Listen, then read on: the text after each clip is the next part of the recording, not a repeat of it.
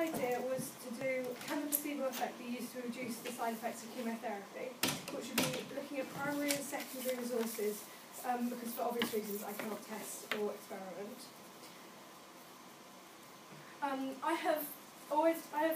I read a book a while ago about placebos, and I've been interested in them ever since. I enjoy looking into other people's opinions and why people get those opinions and do that. And people's lives can always be improved, and that is what science is for. For my initial research, I reached out to a couple of companies to find out about their trials. So I sent emails to some of them to find out, because I read quite a lot about their trials, and some of them were about chemotherapy, some of them weren't. I also spoke to a family friend who is a chemotherapy nurse about her job and chemotherapy side effects. So that is the email.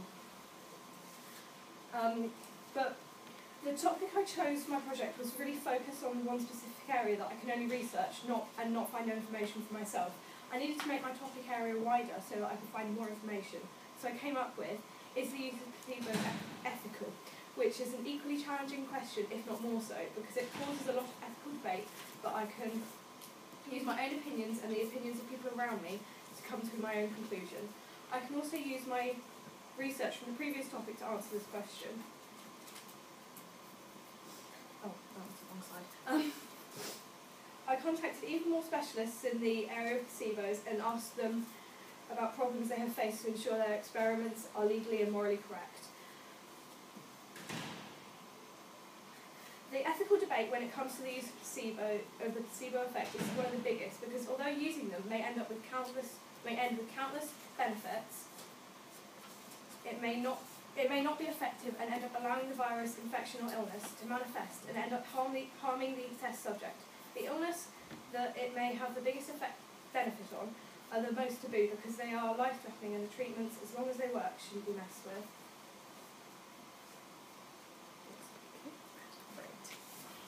Okay, so your topic, the final topic you decided to investigate was the ethics surrounding the use of placebo.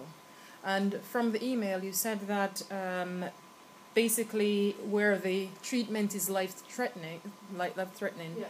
is it that the medical practitioner said that you shouldn't then use placebo as a substitute? Well, it's just the way other people look on it.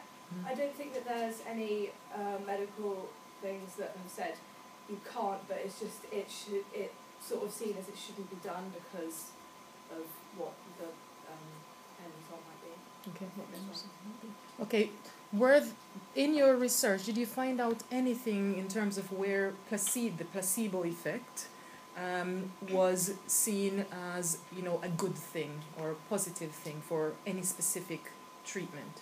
In quite a lot of trials, it has been done as equally good as the original treatment, which means that the original treatment, the treatment that is supposed to work, doesn't actually do anything. It's just what people. Well, it means that it may not do anything.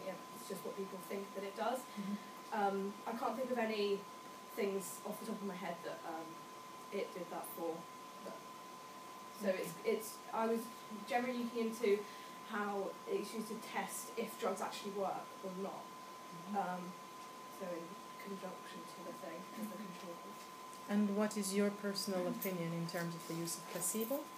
I think as long as it has the right amount of informed consent and stuff, then it is perfectly ethical, as long as it will. Well, if they think it will make a benefit to people's lives. Okay, so where would you draw the line then in terms of which treatment would you say definitely no to placebo being used? When pain is put onto the person deliberately, so like if somebody was given this drug and saying this will help you if you get punched, and then somebody punches them to test it, when you are causing pain on that person which they didn't already have. So if there was somebody with an illness who already had that illness that they were testing it on, then I think that if they have the informed consent, then that is fine, because they already have that. So they already have that. So they're not inflicting more pain on them. Whereas if you are inflicting the pain on them when they didn't have anything to start with, then that's. How did you go about choosing which companies to contact when you did that? The ones that I saw had an email that seemed legit and had mostly ones that had information about their tests on cancer or chemotherapy were the ones that I contacted originally. And but then, because I spoke to somebody who works in the NHS, and and I knew that the NHS were quite a reliable thing. So. Were they very forthcoming in providing you the information? Or they were. Sometimes they were. Some of them didn't reply because, people don't have that much time, but because I did one email and then I changed it, so it was slightly more gentle and sort of seeming like I wasn't like, tell me this, but like if you could take time out of your day to reply, then more people replied to that one. Okay, that's interesting. And what, final question from me, what do you think you've actually learned during the project process so far? I learned a lot about chemotherapy and why people don't want to go on to chemotherapy and choose other alternative treatments, because of all the nasty side effects and their effect on people's lives.